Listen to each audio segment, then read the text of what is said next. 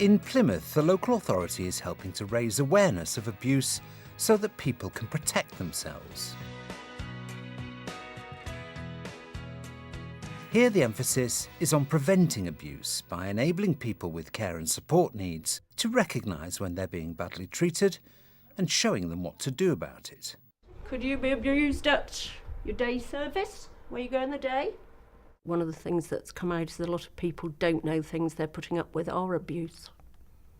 So that's probably the biggest learning curve. People think it's okay for people to shout at them because they've got a learning disability. So where can you be abused? Anywhere. Yeah? Anywhere. As it's turned out, quite a lot of the people that we train then go back to where they live or go for day centre and act as champions. So they represent the views of other people who can't speak for themselves. Based on a staff alerters course, Keep Yourself Safe has been run since 2009. The training is co-produced with a paid co-trainer who has learning disabilities. What it is if somebody don't come, that is a neglect, and it isn't very nice if there's still other people what you are not allowed to do. The reason why I'm here is to talk about all this,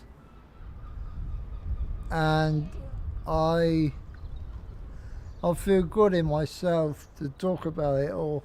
If someone's not treating you with respect, all right, and not giving you choices or hearing... What's going on today is a course for people who have quite severe learning disabilities, which is something that is a challenge because you have to make sure that the course is run at a level that people are going to get the message. What I'm perfectly happy with is if everyone by the end of 2 days knows they can say no if someone's doing something to them they don't like. You say, don't touch me, and if they don't listen to you, Christine, what do? Shh. Stop. Shout stop. Brilliant. This course has now been adapted for others, including older people, those with physical disability and substance abusers. The message is the same, though the delivery can be different. Where else could you be abused? When I trained people with physical disabilities, I took that course out to them and said, would this be any use to you? And they said no. They actually had their own photos put on there and acted out the scenarios. Nowhere by a stranger. What I've found in older people's residential homes, where I'm starting to work, that it's best not to go in and say you're going to run a training course because they won't come. So the way it started to work is that I've got 2 homes that do debates with their service user groups. And then when I've been along 2 or 3 times, we'll say, do older people get hurt in residential and nursing homes? And debate it that way. You can tell if you want, but you don't have to. Steve, who would you like to come with you? But is this course value for money? And has it made significant difference? I think that we would be looking at this from a dignity and respect element. If we are devoting resources to training all sorts of staff, all sorts of levels across the city, we should then extend that to service users.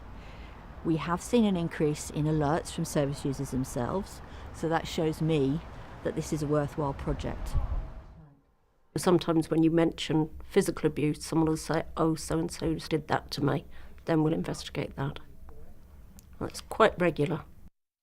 We take all alerts seriously.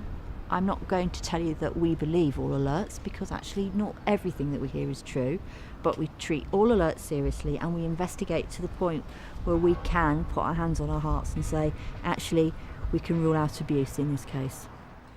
The team in Plymouth believes that the course has given many adults the tools to understand abuse, and they want this type of training to go much further in the city and beyond.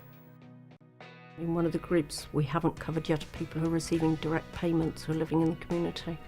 So they're quite at risk because they're pretty independent. I think we need to make sure this happens right across the country. And I also think that the more people we train, the less abuse there will be, because if staff or volunteers go to work with people who are saying to them, these are my rights, and if they shout at them, they say, don't shout at me, that's abusive, then they're less likely to be abused. Stop! You shout stop.